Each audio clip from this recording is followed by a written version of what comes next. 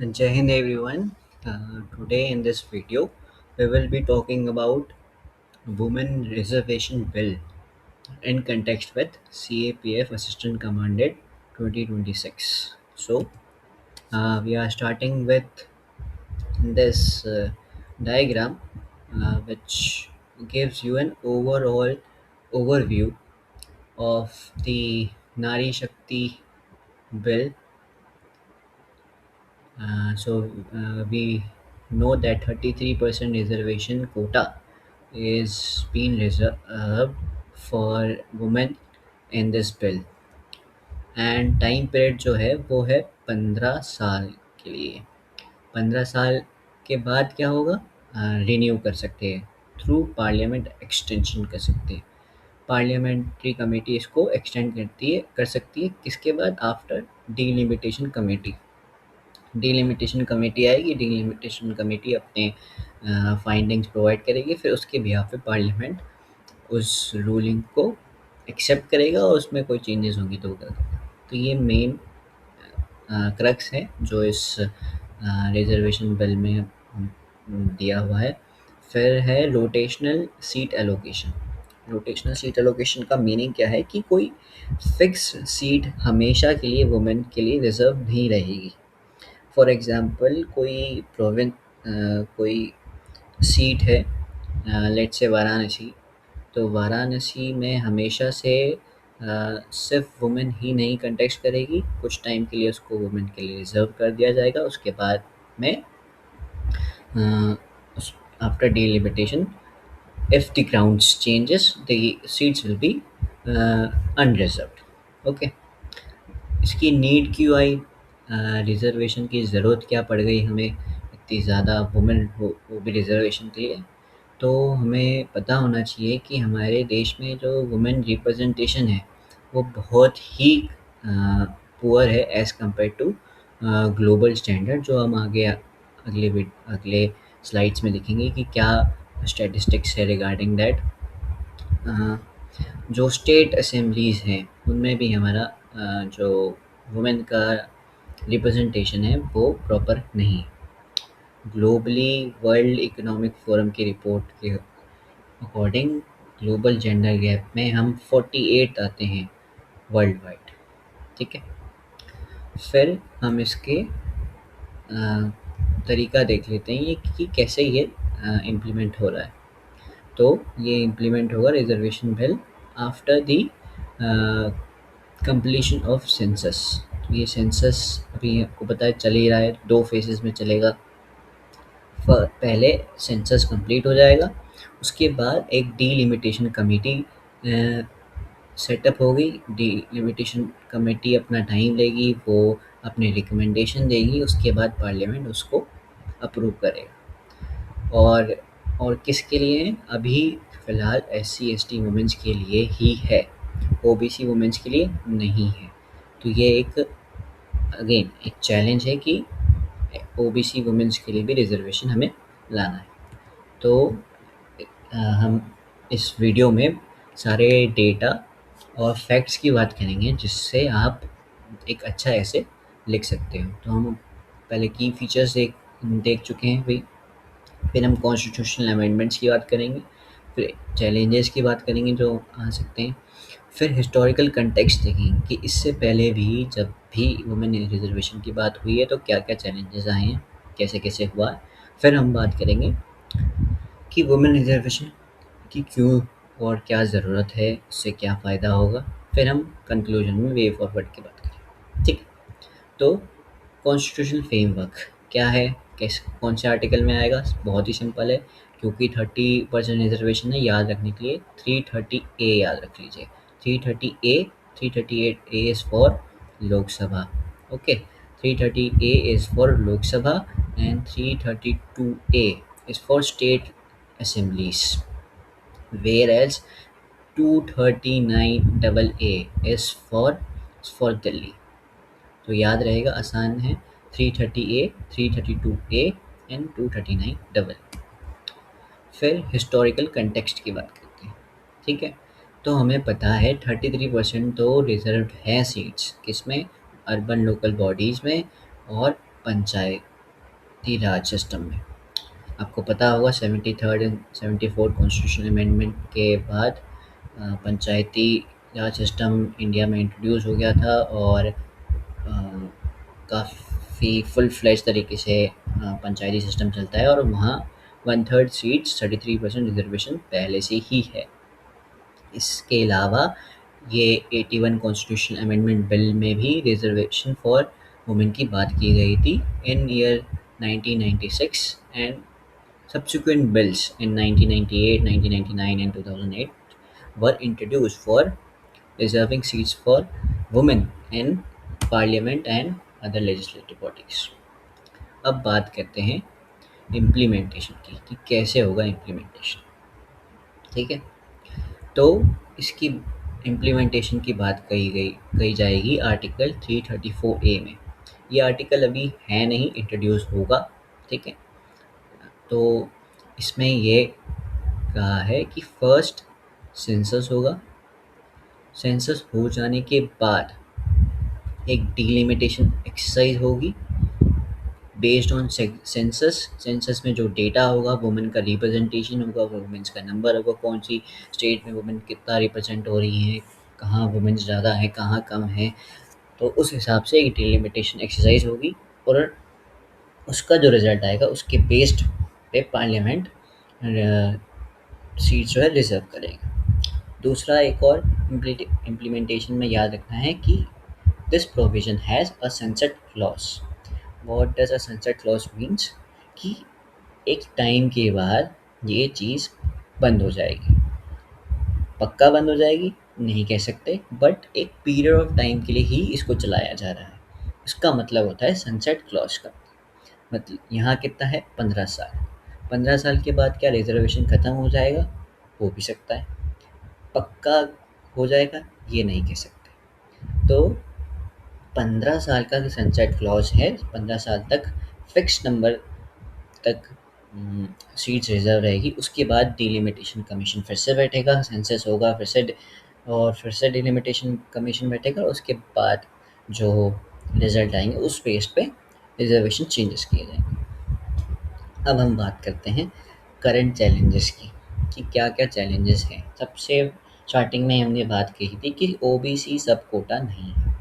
मतलब जो वुमेन्स जो एससी एसटी कैटेगरी की हैं उन्हें तो रिजर्वेशन मिलेगा, बट वो वुमेन जो ओबीसी से हैं उनके लिए कोई सब कोटा नहीं है। तो क्यों नहीं है? होना चाहिए कि नहीं चाहिए? तो होना चाहिए। क्यों? क्योंकि ओबीसी जो है वो 40% पॉपुलेशन है, but even being 40% they are not well represented in parliament and other legislative bodies. So sub quota होना चाहिए ओबीसी वुमेन्स के लिए भी। Then delimitation linkage. अब डीलिमिटेशन इतना भी आसान काम नहीं है जितना लग रहा है। डिलिमिटेशन कई बार 5-5 साल तक ले लेता है। अपनी डिलिमिटेशन कमेटी जो है अपनी रिपोर्ट बनाने में 5 साल भी ले लेती है कभी कभार, जिससे जो प्रोसेस है वो डिले हो जाता है। Then regional conflicts. Regional conflicts में क्या कि यह जो प्रोविज़न है हम उसको नेशन वाइड अभी नहीं इम्प्लीमेंट कर सकते। फॉर एग्ज़ाम्पल नागालैंड, आपको पता होगा नागालैंड में पंचायती राज सिस्टम भी नहीं लगता था। वहाँ पैसा एक्ट आया था। पैसा एक्ट के थ्रू वहाँ अलग तरीके से पंचायती राज सिस्टम या फिर कहे कि सेल्फ गवर्नेंस थोड़ा अलग सिस्टम से चलता है। वहाँ आपको पता होगा कि जो सीट्स हैं वहाँ सीट्स पे एसटी का 50% रिज़र्वेशन है, और जो चेयरमैन होते हैं वहाँ उन पे 100% रिज़र्वेशन होता है एसटी कम्युनिटी। तो हमें आपको पता होगा आर्टिकल 371A में स्पेशल स्टेटस टू नागालैंड दिया जाए। और इससे अगर हम डायरेक्टली इम्प्लीमेंट करने लग जाएँ तो जो ट्रेडिशनल ट्राइबल बॉडीज़ हैं उनमें चेंजेस लाने पड़ेंगे, जिसमें कॉन्फ्लिक्ट्स हो सकते हैं क्योंकि जनरली वो मेल डोमिनेंट चल रही है अभी तक। तो हमें जो ट्राइबल प्रैक्टिसेस हैं जो चली आई हैं उनको भी चेंज करना होगा, जो कि एक रेजिस्टेंट प्रोवाइड करेंगे इस प्रोसेस में। चलो, अब ये बहुत इम्पोर्टेंट चीज़ है, that is committee on the status of women in India. ये कब बनी? ये बनी 1971 में। किसने बनाई? जब यूनाइटेड नेशंस ने रिक्वेस्ट की इंडिया को कि आपके यहाँ जो वुमेन्स रिप्रेजेंटेशन है वो क्लियर नहीं है, तो आप एक कमेटी बनाइए जिससे आपको भी पता चले, दुनिया को पता चले कि आपके यहाँ वुमेन रिप्रेजेंटेशन कैसा है। तो 1975 में एक कमेटी का रिजल्ट आया टूवर्ड्स इक्वालिटी के नाम से, जिसमें that indicated that Indian state had failed in its constitutional responsibility to ensure gender equality। भाई, वुमेन्स का रिप्रेजेंटेशन पार्लियामेंट में और ओवरऑल पॉलिटिक्स में ना के बराबर से बहुत कम था। तो ये रिपोर्ट आप अगर मेंशन करेंगे अपने एस्से में तो काफ़ी नज़र आएगा कि आपको काफ़ी इन डेप्थ नॉलेज है। देन 87 में मार्गारेटा अल्वा कमेटी की रिपोर्ट आई। ये मिस मार्गारेटा अल्वा है। इन्होंने अपनी एक नेशनल पर्सपेक्टिव प्लान बताया फॉर वुमेन, एंड उन्होंने भी यही कहा कि वुमेन्स को पंचायती लेवल से लेकर के all way to the parliament अच्छे से रिप्रेजेंटेशन मिलना चाहिए, रिजर्वेशन मिलना चाहिए या फिर उनका रिप्रेजेंटेशन बढ़ना चाहिए। तो seat reservation for women to be provided from the panchayati level all the way to parliament. Now अब हम कुछ कॉन्स्टिट्यूशनल अमेंडमेंट्स भी देख लेते हैं जो कि इस प्रोसेस में नीडेड होंगे, जो नए आर्टिकल्स होंगे जो इंट्रोड्यूस किए जाएंगे। 330 ए हमने देख लिया जो कि रिजर्वेशन दे रहा है लोकसभा में। 332 A is for the state assembly, 239 is for Delhi. अब यहाँ एक नई चीज़ है, वो है 334 A, that is a new clause. इसका मतलब क्या है? वही जो हमने बात की थी, इसमें सनसेट क्लॉज है, सनसेट क्लॉज, ठीक है। इसमें establish the reservation will be commenced after the first census conducted after the act's commencement is published, followed by a delimitation exercise. It all concludes a sunset clause setting the initial period of reservation for 15 years। इसका मतलब ये जो article है ये हमें कह रहा है कि how this process will be completed, how this process to be conducted. क्या होगा? पहले सेंसस होगा, सेंसस के बाद होगा डीलिमिटेशन, डीलिमिटेशन के बाद रिजर्वेशन हो जाएगा, और वो रिजर्वेशन का एक सनसेट पॉइंट भी होगा, वो कितना होगा? 15 ईयर्स, ठीक है, 15 ईयर्स। ओके, फिर इससे पहले क्या कभी वुमेन रिप्रेजेंटेशन की बात नहीं हुई? हुई है। आज आओ देखते हैं कब वो कैसी हुई। पहले 73rd अमेंडमेंट 1992, हमें पता है इसके बारे में बहुत अच्छे से, ठीक है। फिर हम बात करेंगे कि 81st कॉन्स्टिट्यूशन अमेंडमेंट बिल 1996 में आया था। सब्सिक्वेंट वर्जन ऑफ इट आए 98, 99, 2008 में।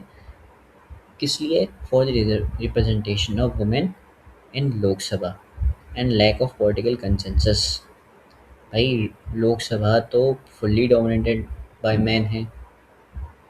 फिर propose OBC amendments in 2018, a constitution bill was proposed to insert new article 330A and 332A to ensure proportional representation of OBC in the Lok Sabha। ये भी आपको पता ही होगा, मोदी जी भी ओबीसी कैटेगरी से ही हैं। उन्होंने आते ही national commission for other backward class, आपको पता है, उसको कॉन्स्टिट्यूशन बॉडी बना दिया था। तो इसकी भी मांग होती रही है कि नेशनल ओबीसी जो हैं उनका भी प्रॉपर रिजर्वेशन होना चाहिए पार्लियामेंट। ठीक है। अब हम बात करते हैं कि क्या चैलेंजेस हैं। अब तक आपको समझ में आ गया होगा कि क्या क्या चैलेंजेस हैं। पहला ऑब्वियसली डीलिमिटेशन लिंकेज। डीलिमिटेशन एक आसान नहीं क्रम्बलसम प्रोसेस है।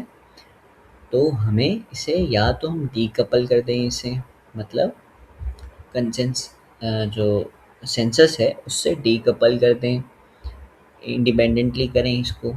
ठीक है। तो प्रोसेस जो है वो फास्ट हो सकती है। दूसरा जो चैलेंज है वो ट्रिपल टेस्ट रिक्वायरमेंट की है, जो कि हम बात कर रहे थे कि ओबीसी वुमेन्स का रिप्रेजेंटेशन जो है वो हमें करना है, तो वो कैसे करेंगे? वो सुप्रीम कोर्ट ने तो मना कर दिया है कि भाई जब तक आप प्रूव नहीं कर सकते कि पॉलिटिकल बैकवर्डनेस है किसी स्टेट में ऑफ ओबीसी कास्ट। ठीक है। मतलब यहाँ क्या लिखा है, the supreme court has mandated a triple test for OBC political reservation in local bodies to prove political backwardness. Any future move to include an OBC subquota in 2023 Act may face different constitutional hurdle based on this precedent. और फिर हमने regional conflict की तो बात कर ही ली थी। नागालैंड, हम्म, Meghalaya and Mizoram जैसे state में आपको पता होगा वहाँ पैसा एक्ट चलता है। और वहाँ की जो लोकल बॉडीज़ हैं वो डिफरेंटली काम करती है एज़ कम्पेयर टू लाइक लोग पंचायती राज सिस्टम और एनी अदर। फिर हम बात करते हैं इम्प्लीमेंटेशन चैलेंजेस की। ये 3 चैलेंजेस देखे। अब डिलिमिटेशन एक चैलेंज है ये। फिर पोस्टपोन्ड बेनिफिट्स का मतलब क्या है? 221 सेंसस अभी तक नहीं हुआ है, अभी 2026 सेंसस चल रहा है। This delay means actual benefit increasing women representation from the current 14-15% to one third are unlikely to be realise until the 2029 general elections और लेटर। बिल्कुल सही बात कही है। अभी 2027 में तो हमारा सेंसस ख़त्म होगा। 2027 में, जब 2027 में सेंसस ख़त्म होगा तो डीलिमिटेशन कमीशन कब बैठेगा?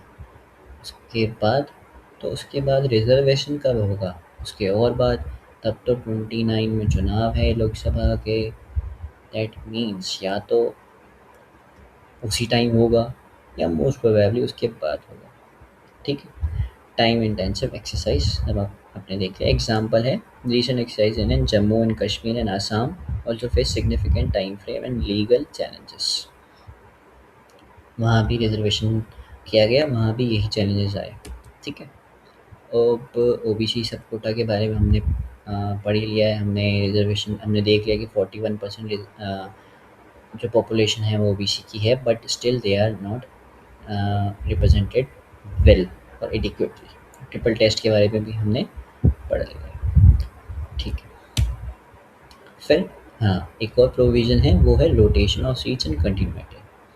ठीक है। The act stipulates that reserved seats will be rotated after each delimitation exercise.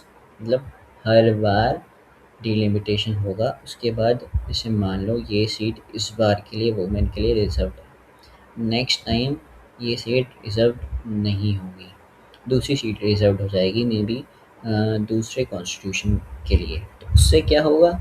उससे बार बार चेंजेस आ रहे हैं ना, कभी वुमेन के लिए रिजर्व्ड हो गई थी, दैट मीन्स वहाँ की पॉलिटिकल जो इंस्टीट्यूशंस है उन्होंने अडेप्ट कर लिया था कि भाई यहाँ से तो चुनाव एक वुमेन ही लड़ेगी, वो ही जीतेगी। तो वहाँ से वुमेन्स रिप्रेजेंटेशन ज़्यादा हो गया था। वहीं कोई सीट होगी जहाँ वुमेन अच्छे से रिज़र्व नहीं होगी। मान लो कोई सीट है वहाँ वुमेन रिज़र्वेशन नहीं है, बाद में डिलिमिटेशन ने बोला कि नहीं, ये वाली जो सीट है ये अब वुमेन के लिए रिज़र्व कर दो। तो वो उस सीट पे सारे रिसोर्सेज और जितने भी पॉलिटिकल इंस्टीट्यूशन हैं उनको इस्टेब्लिश करना specifically for women, it will take time and resources as well. तो impact on representation कैसा होगा? Concern persists that this frequent rotation could hinder the continuity of legislative work and weaken the long-term bond between a representative and their constituents। यही जो हमने बात की।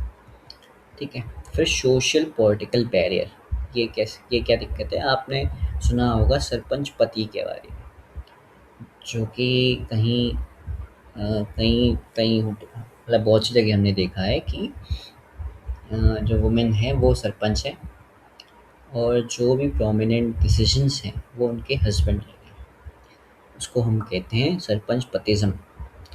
तो यहाँ लिखा हुआ है husband of father who rules on behalf of the elected women.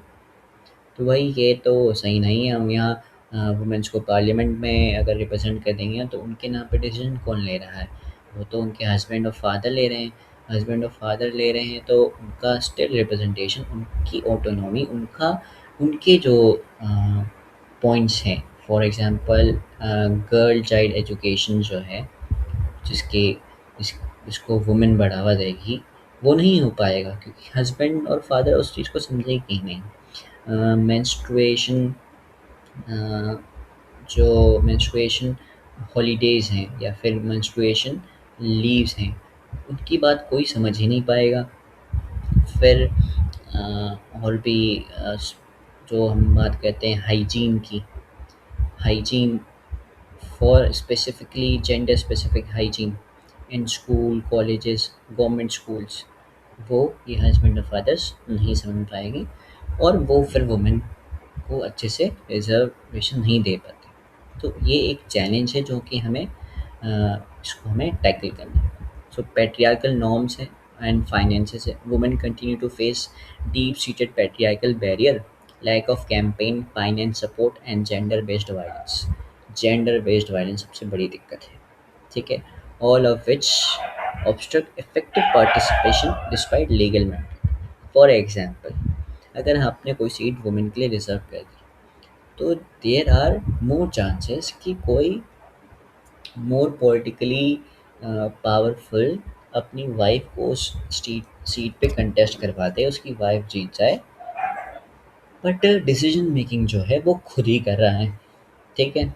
उससे उससे क्या होगा कि जो पूरी ऑटोनॉमी है, जो जो मेन क्रक्स था वुमेन रिजर्वेशन का, कि भाई वुमेन्स के पॉइंट्स जो है, वुमेन्स के जो हित है, उनके बारे में अब कोई बात नहीं करेगा, क्योंकि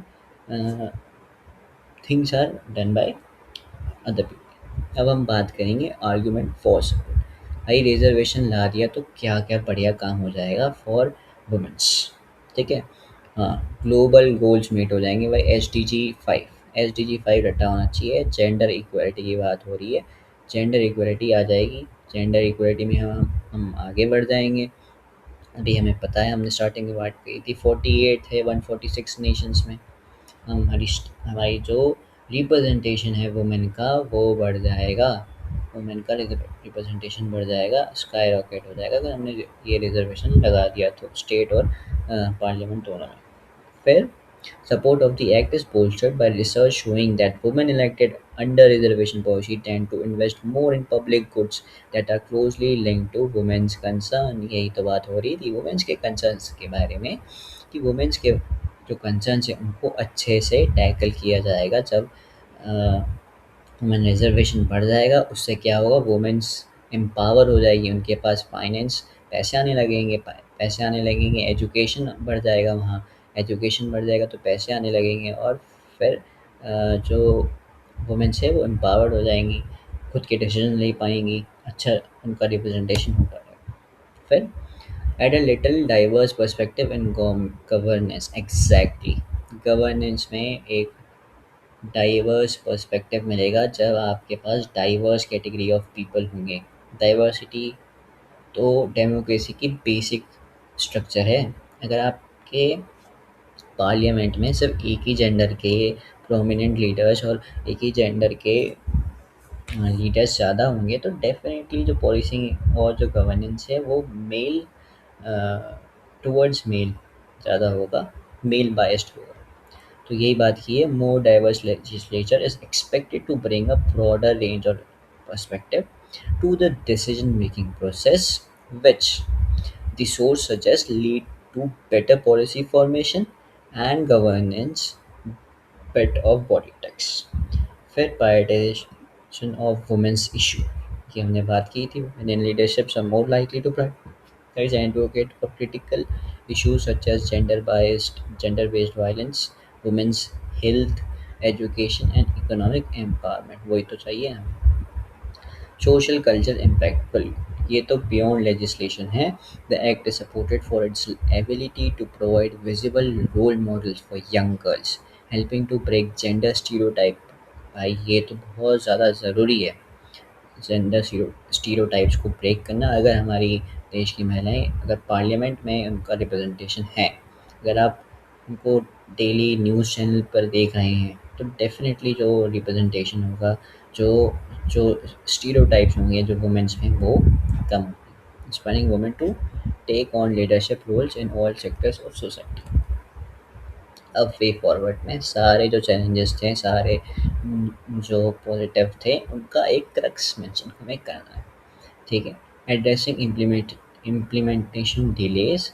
कैसे करेंगे? Decoupling of from delimitation. A primary recommendation is for India to decouple the implementation for the reservation from delimitation process. Currently, the act's benefits are delayed until after the per census post 2026 and subsequent delimitation, likely pushing actual implementation to the 2029 election or later. Timely execution is seen as critical to fulfilling the democratic imperatives of the reform. तो हमें उससे कहने का मतलब है कि delimitation को उससे डीकपल कर देना चाहिए. Ensuring timely census. ये बहुत ज़रूरी है. Given that 2021 census has been repeatedly postponed, ensuring the next census is conducted promptly is vital for the act to take effect. बिल्कुल हमें सारे प्रोसेसेस को टाइम टू टाइम कंडक्ट कराना है. Enhancing inclusivity through sub quotas. कि OBC sub quota, बिल्कुल OBC sub quota भी लाना चाहिए. While the act include sub reservation for SC ST women, there is a strong call to introduce a sub quota for women OBC. Geeta Mukherjee committee previously suggested that the government consider this to ensure marginalized women are not left behind. बिल्कुल भाई, ये Gita Mukherjee committee का mention आप कर सकते हैं अगर आपको याद रह जाती है तो. Otherwise you can skip it. ठीक है. फिर एक्सपेंडिंग स्कोप. वो क्या है कि भाई सम कमेटी है recommended extending reservation to upper house also. Rajya Sabha में भी, ऑल दो आपको पता है राज्यसभा में कोई रिजर्वेशन चलता नहीं है. राज्यसभा इज अपर हाउस, उसमें कोई भी रिजर्वेशन नहीं है. एडलर्स हाउस कहते हैं. बट लोग कह रहे हैं कि committees have suggested that reservation जो है वो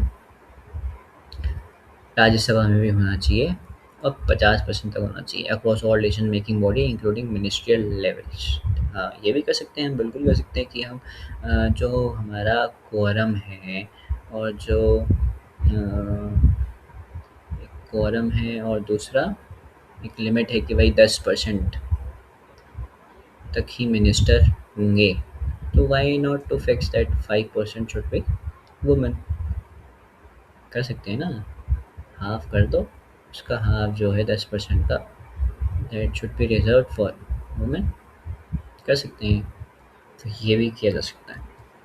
फिर political and electoral reforms. Voluntary candidate quota. Political parties are encouraged to adopt voluntary quotas for female candidate. बिल्कुल भाई बिल्कुल. वो पूरी जो इंस्टीट्यूशनरी है, पूरी जो मैकेनिज्म है वो चेंज हो जाएगा अगर आपने रिजर्व कर दी seats for women. Local body से लेकर के जो पंचायती राज है वहाँ से लेकर के जो स्टेट लेवल है वहाँ से लेकर के जो पार्लियामेंट तक है, जितने भी पॉलिटिकल पार्टीज़ होंगी सबको रिजर्वेशन देना पड़ेगा वुमेन्स के लिए. वुमेन्स को पार्टिसिपेट करना देना पड़ेगा. अभी क्या है, अभी तो वो सही तरीके से रिप्रेजेंट नहीं हो पाती है. फिर फाइनेंशियल एंड कैपेसिटी सपोर्ट. ठीक है. The source emphasise the need for campaign finance support and intensive capacity building programme to help women navigate male dominant political structure. बिल्कुल भाई.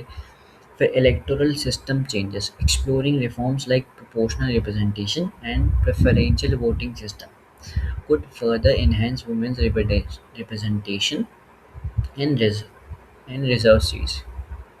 तो proportional representation and preferential voting system, ये भी लाया जा सकता है इलेक्टोरल सिस्टम रिफॉर्म्स में। और प्रोपोर्शनल रिप्रेजेंटेशन मतलब जहाँ वुमेंस का रिप्रेजेंटेशन कम है वहाँ से आप सीट्स रिज़र्व कर दें, और जहाँ उनका रिप्रेजेंटेशन काफ़ी है वहाँ थोड़ा कम रिजर्वेशन दें। ठीक है। दूसरा, सोशल कल्चरल बैरियर्स को सरपंच पतिज़म को हमें ओवरकम करना है। दूसरा, पैट्रियार्की एंड वायलेंस को कम करना है, कम हो जाएंगे रिजर्वेशन से। फिर एजुकेशन और अवेयरनेस आएगी अगर हमने सीट्स रिजर्व कर दी वुमेंस के लिए। ठीक है। That comes to an end for this session. Hope you like it. So जय हिंद, गुड बाय।